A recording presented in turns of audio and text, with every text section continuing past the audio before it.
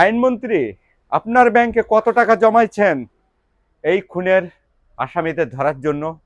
আপনি যদি আপনি 50 লক্ষ টাকা যদি পুরস্কৃত করে বেড়ান আদিতের খুনের আসামিকে ধরার জন্য, কিন্তু জনমুখ সম্মুখে একটি মানুষকে জ্বলন্ত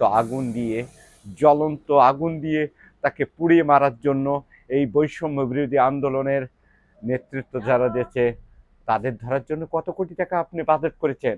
আপনার কাছে প্রশ্ন চাই, জাতির কাছে প্রশ্ন চাই, জাতির কাছে বলতে চাই, আপনারা এখনো কি চুপ করে থাকবেন? এখনো কি নীরবে থাকবেন? আপনারা কি এখনো ভয় থাকবেন? বেরিয়ে আসেন, বেরিয়ে আসেন, এই শত্রুদের মোকাবেলা করেন। নাইতে এভাবে আপনাকে ঝুলতে হবে, আমাকে ঝুলতে হবে, সবাইকে ঝুলতে হবে। এরা মানুষ না, এরা পশু, এরা জানোয়ার, এরা ঘাতক, এরা দেশটাকে